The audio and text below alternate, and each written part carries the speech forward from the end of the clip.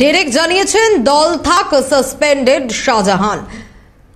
ব্রাত্য বসু বলছেন দল তাড়িয়ে দিল শাহজাহানকে। কোনটা ঠিক জানে না তৃণমূলের অন্দরই। দলের শীর্ষ মহলে কি আছে দ্বন্দ্ব, নাকি সবটাই সুপরিকল্পিত কৌশল? মুখ্যমন্ত্রী এখন নীরব। একসময় মুখ্যমন্ত্রী নিজে বিধানসভার অন্দরেই শাহজাহানের পক্ষে সাফাই গেয়েছেন। অভিষেক বন্দ্যোপাধ্যায় একসময় বলেছিলেন কি করেছে শাহজাহান, কিন্তু অভিষেক ভুল বদলে বলেন দল আড়াল করছে না শাহজাহানকে।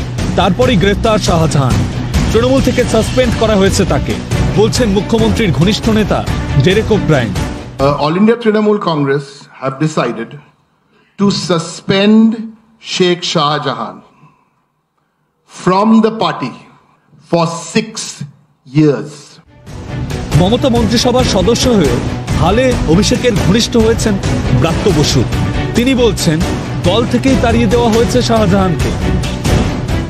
6 বছরের জন্য আমরা পার্টি থেকে শেখ শাহজাহানকে বহিষ্কার করছি।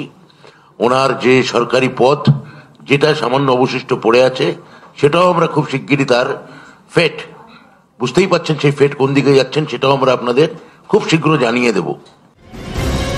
ফারাকটা স্পষ্ট, আদতে দল থেকে কি শাস্তি দেওয়া হচ্ছে শাহজাহানকে, তাই নিয়ে রয়ে গেল বিতর্ক। জানা যায়নি নেত্রী কি বলছেন। নেত্রীকে উপেক্ষা করে কি ঘনিষ্ঠকে দিয়ে অভিষেক ঘোষণা করাচ্ছেন শাস্তির নিদান? থেকে যাচ্ছে প্রশ্নটা। তৃণমূল দল থেকে সাসপেন্ড বা বহিষ্কারে কোনো গুরুত্বই নেই, কটাক্ষ করে বলে বিরোধীরা। উদাহরণও আছে অনেক। পার্থ চট্টোপাধ্যায়কে দলের পদ থেকে মন্ত্রিত্ব থেকে সরানো হয়েছে।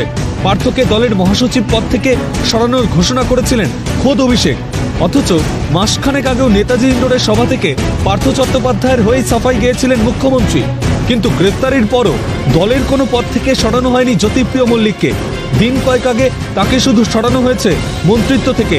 অনুব্রত এখনো তিহারবন্দি, সেই অনুব্রত দলীয় পদে এখনো বসানো হয়নি কাউকে। তৃণমূল আছে কেষ্টর জেল থেকে ফেরার অপেক্ষায়। বার্তা দিয়েছিলেন নেত্রী স্বয়ং, সেই বৈঠকে ছিলেন না অভিষেক। দলের অন্তরের একেবারে শীর্ষ মহলে ধরা পড়ছে দুই মত। একসময় দুজনই দাঁড়িয়েছিলেন শাহজাহানের পাশে। জনরোষ আর আদালতের গুতোয় শাহজাহান গ্রেফতার হতেই কৌশলে ভুলবদল দুজনেরই। আদতে কি দ্বন্দ্ব নাকি কৌশল? সব জায়গায় এরকম শেখ শাহজাহান মমতা বন্দ্যোপাধ্যায় বসিয়ে রেখেছেন, ইজারা দিয়ে দিয়েছেন যে তুই করে খা। আর দুর্নীতির সঙ্গে যুক্ত হলেই তৃণমূল। এটা আমি পার্লামেন্টে বলেছিলাম, এনি টাইম মানি কোম্পানি, এটিএমসি মানে তাই। এবং সেখানে দাঁড়িয়ে এই 75-25 ভাগ যেটা মমতা ব্যানার্জি করে দিয়েছেন, সেখানে কালীঘাটে 75 ভাগ জমা দিলে এই ফ্র্যাঞ্চাইজিগুলো চলছে।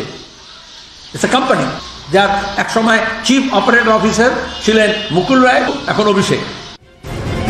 তাহলে কি তৃণমূলের দুই শীর্ষ নেতাই চাইছেন আমজনতার চোখে ধুলো দিতে, নাকি তৃণমূলে বিস্তার বাড়ছে অভিষেকের? নেত্রী সেনাপতির কৌশল হোক বা দলে নেত্রীকে ছাপিয়ে যেতে সেনাপতির চেষ্টায় হোক, তাতে কি আদৌ কাজ হবে? ভরসা পাবে কি সন্দেশখালী? তৃণমূলে আস্থা ফিরবে কি বিমুখ মানুষের?